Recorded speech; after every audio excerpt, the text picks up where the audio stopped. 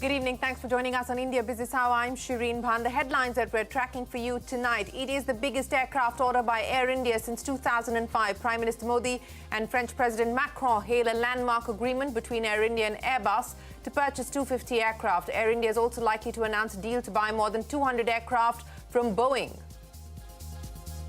Income tax officials knock on the offices of BBC in Delhi and Mumbai, alleged non-compliance with transfer pricing rules and diversion of profits. The BJP calls BBC the most corrupt organisation in the world. Opposition parties condemn the action. The UK government says it's closely monitoring these developments. Adani Group stocks remain largely under pressure. The group has lost more than 10 lakh crore rupees in market capitalisation in over 3 weeks. Adani Enterprises regained some lost ground after reporting a 42% growth in revenue. The Directorate General of GST Intelligence sends notices to 12 mutual funds, alleges that they wrongfully accounted for scheme costs as capex to claim input tax credit. The agency has estimated a liability of 500 crores. The death toll in the Turkey-Syria earthquakes crosses 37,000. Syrian President Bashar al-Assad agrees to let the UN deliver aid in rebel-controlled parts of northwest Syria through 2 more border crossings from Turkey. Nikki Haley becomes the first Republican to challenge Donald Trump for the White House. The former governor of Southern California and UN ambassador announces her candidacy for the 2024 US presidential race.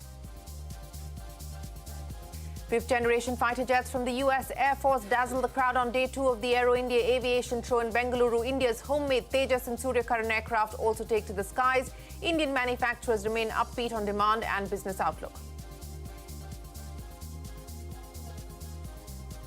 Well, let's start with the day's trading action. The Lal Street ending the day largely higher. The Nifty and the Sensex closed with a gain of about 1% each, and that was led higher by a healthy move in some select large-cap stocks. Reliance, ITC, ICICI Bank were some of the top contributors to the Nifty's up move today. However, underperformance by mid-caps did keep the market breath in favour of the declining stocks, and that index ended 0.25% in the red. Now, Adani Group stocks remain largely under pressure. 6 of the 10 group stocks hit the lower circuit today, and there were some patches of green. But despite that, the Adani Group has given up another 19,000 crore rupees in market capitalization today. Now, this takes the cumulative loss since the Hindenburg report was made public 10.4 lakh crore rupees. That is the market cap erosion the group has seen. Adani Enterprises regained some lost ground today. The company posted a profit of over 800 crore rupees in Q3 against a loss of 12 crores in the previous year. Revenue grew 42%. EBITDA doubled from around 770 crore rupees last year to more than 1,600 crore rupees in the current quarter. Now, according to a Reuters report, Adani Enterprises and Adani Ports are likely to repay its short-term commercial debt over the next few months and not roll them over as normal. Adani Enterprises and Adani Green have not moved forward with their planned bond offerings. The report added that the Adani Group is currently not looking to tap the short-term debt market. In an exchange filing, the Adani Group said it sees no material refinancing risk for its companies and it has no significant near-term liquidity requirements. Adani Group has said its net debt as of September last year stands at more than $24 billion and it's sitting on a cash pile worth nearly $4 billion as of the end of December. Opposition parties continue to accuse the government of allegedly favouring the Adani Group. Union Minister Amit Shah refuting the allegations and said that the BJP has nothing to hide. Take a look. अभी supreme court ने case का संज्ञान लिया है. देश की cabinet के सदस्य नाते जब सुप्रीम कोर्ट ने किसी मैटर को सीज किया हो उस वक्त मेरे लिए बोलना ठीक नहीं होगा, परंतु इसमें बीजेपी के लिए कुछ छुपाने को नहीं है और ना किसी बात से डरने की जरूरत है. Well, that is the Home Minister commenting on the Adani controversy. But the big story from the aviation space, Air India has inked an order to buy 250 Airbus planes. This is the first time that the airline has placed a major order since 2005. And this is, of course, the first time that the announcement has come once the Tatars have taken over. The announcement was made by Prime Minister Modi and French President Emmanuel Macron, with the top brass of Air India and Airbus in attendance. Prime Minister Modi called the deal a landmark announcement. He said the aviation industry is growing rapidly in India and the country will need more than 2,000 aircraft over the next 15 years. President Macron said Airbus and France are deeply committed to India's development. मैं air India और Airbus को इस landmark agreement के लिए बहुत बहुत बधाई और शुभकामनाएं देता हूं. कई आकलनों के अनुसार भारत को अगले 15 वर्षों में 2000 से अधिक विमानों की आवश्यकता होगी।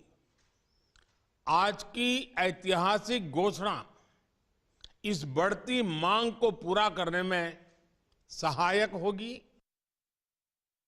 Airbus is contributing to the outstanding development of India, and the new 250 aircrafts which will be delivered to Air India will be one more step in this direction. There is a deep commitment in France to provide the state-of-the-art, the most efficient technologies available to India, and to be part of your Made in India strategy. We have also have significant options to increase the fleet order once we grow. We see this moment as a most significant moment for the Tata Group's Air India, Indian aviation, and for manufacturing sector in India. Well, Madiha joins us now. Madiha, a new order after 17 years for Air India. What does this now mean as far as the airline is concerned? And what next for Air India outside of Airbus? Well, an aircraft order of this scale and size tells us a lot about India's aviation sector, the strength, potential and the growth going forward. And Air India under the Tata Group has been striving to regain market leadership. This order with Airbus, as you said, is for 250 Airbus aircraft. This will include 40 wide-body planes A350 and 210 narrow-body planes A320 News. Now, wide-body planes will be used for long routes like the US and European destinations, and narrow-body for shorter routes like within India, South Asia and Southeast Asia. Air India currently has 113 planes, of which 68 are Airbus narrow-body planes and 45 are Boeing wide-body planes. Indian Airlines together have under 800 aircraft, and Airbus dominates the Indian skies with over 500 planes, but these are all narrow-body jets. So Air India's order is a big comeback for Airbus wide-body planes, which were earlier used by Jet Airways and Kingfisher. Talking about Air India's expansion, the Airbus order is not only the first under the Tatas, but as you mentioned, it is also the first in last 18 years. The last time Air India had bought new planes was in 2005. The airline is also buying over 200 planes from American giant Boeing. And we know that the Tatas have been focusing on increasing Air India's international as well as domestic connectivity given the surge in travel demand. And this order is a clear step in that direction. Well, big orders for both Airbus and Boeing. Madiha, many thanks for joining us. But the global story that we're tracking, inflation in the US, is just about on the rise again. The consumer price index was expected to rise by 6.2% in January, but data shows that inflation has risen 6.4% compared to last year. Even on a month-on-month basis, inflation has risen 0.5%. Core inflation, which discounts the volatile food and fuel prices, has risen 5.6% against an estimate of 5.5%. Steve Leesman is here with more on the inflation data. Steve, what do you make of it? The story here is energy giveth and energy taketh away. We were up again 2% on energy. So a lot of the decline in the headline that we've had has been energy related. Food once again up 0.5%. We did get some help, which was sort of unexpected, from used car prices down 1.9%.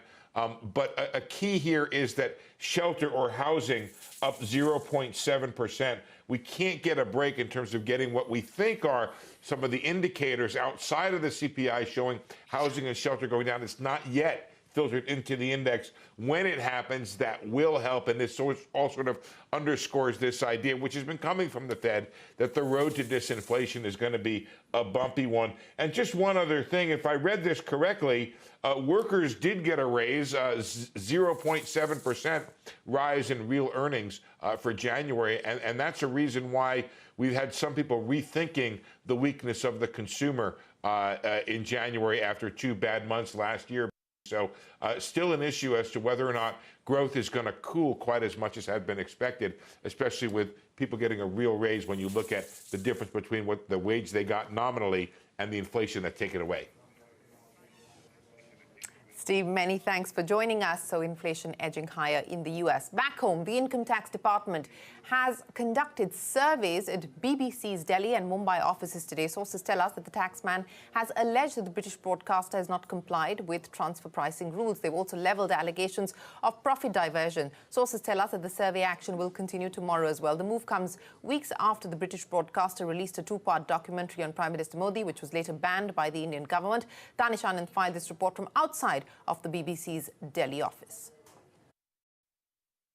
With the Income Tax Department is conducting a survey at the BBC offices in New Delhi as well as in Mumbai, and the building that you see behind me is the same building where the BBC office in New Delhi is situated, and in this building the BBC office is situated on the 5th as well as on the 6th floor. Well, according to the income tax sources, this survey is being conducted because IT has alleged that due to non-compliance with the transfer pricing rules as well as because of diversion of profit, this survey is being conducted by the tax authorities, and the IT has also alleged that they have issued several notices to the BBC in the past and they have been completely non-compliant with it. Moreover, whatever documents that they are searching right now, it includes a lot of details on manipulation of prices for unauthorized benefits, which also includes tax advantages. So these are the certain reasons why the Income Tax Department is conducting a survey right now. And as per the normal protocol, whichever employee was present inside the office at that time, they are not allowed to use any kind of electronic devices, or neither they're allowed to enter or exit from the office. Well, this survey has been on since 11:15 a.m. in the morning, and even till now the survey is going on. Well, the BBC in a statement said that they are fully cooperating with authorities. They said they hope to have the situation resolved as soon as possible. UK government sources say that they are closely monitoring the situation. Meanwhile, the Editors Guild in a statement has said, and I quote, "The survey by the IT department is in continuation of a trend of using government agencies to intimidate and harass press organizations that are critical of the ruling establishment." The Bharatiya Janata Party has slammed the BBC, calling it a corrupt organization. The Congress says the survey highlights the government's dictatorial attitude. यहाँ हम JPC की मांग कर रहे हैं अडानी के मामले में, और वहाँ सरकार बीबीसी के पीछे पड़ी हुई है। विनाशकाले विपरीत बुद्धि। बीबीसी के अगर कृत्य देखें, जिसके उदाहरण मैं आपके समक्ष अभी पेश करूंगा, तो ये पूरे विश्व की सबसे भ्रष्ट बकवास कॉरपोरेशन हो गई है। Well, that is the big story that's playing out. And as I pointed out, it is expected that the offices of the BBC will continue to see tax action tomorrow as well. Now, the Director General of GST Intelligence has sent notices to about 10 to 12 mutual funds. The DGGI has alleged that these mutual funds wrongfully accounted for scheme costs as capex to claim input tax credit. Timsy standing by with more details. Timsy, what are your sources telling you? What is the cause for complaint here?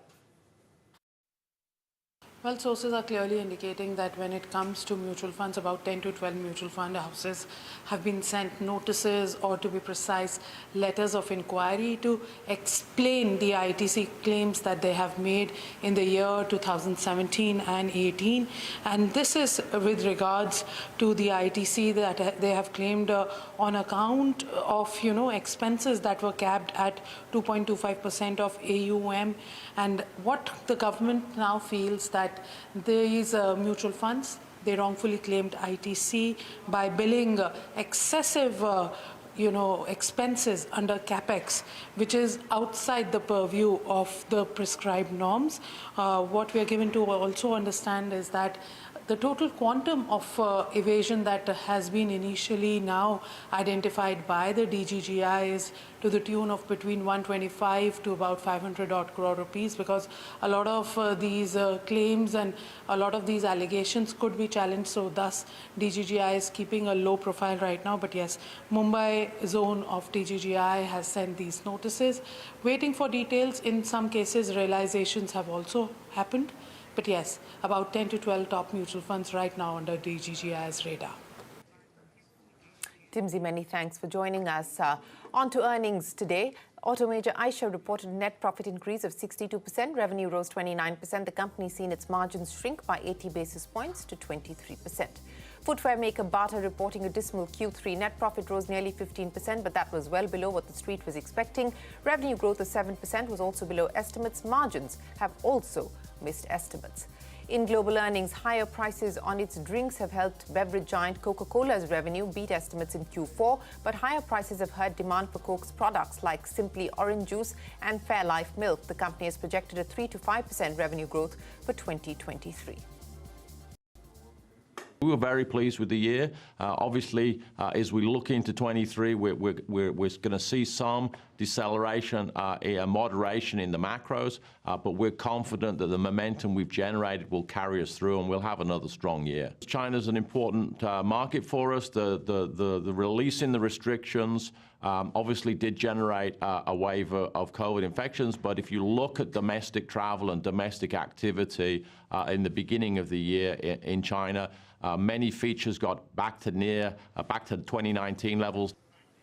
That's Coca-Cola. And more global news. Tesla has revised prices for one version of its Model 3 sedan and Model Y crossover. This is the fourth price adjustment by the EV maker this year. The price of its Model Y performance crossover has been increased by $1,000. Additionally, the price of its rear-wheel drive Model 3 sedan has been cut by $500. Both vehicles qualify for $7,500 in federal tax credits.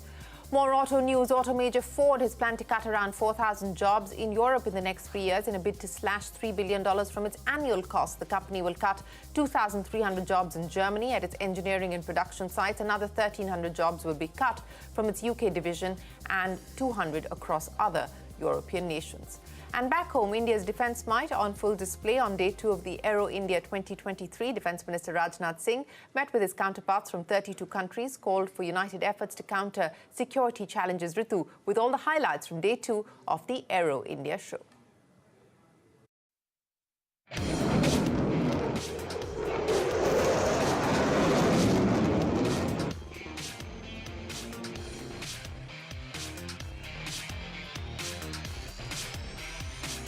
Well, it's day 2 of Aero India 2023 and it continues to dazzle the crowds with displays of aircrafts, helicopters, fighter jets in the Bengaluru skies. Whether it is the US Air Force's latest 5th generation supersonic multi-role F-35 aircrafts here, or India's very own Tejas here behind me, or the Surya Kirans, they continue to dazzle the crowds here in Bengaluru. Now I'm here at the India Pavilion, where India is showcasing its might in the aerospace sector and attracting foreign players to come and sign MOUs to make in India, make for the world. We spoke to some of the key players in the sector as well from India. HAL and BEL both said while the chip shortage continues to be a concern, they're not really impacted and do not foresee any delay in deliveries.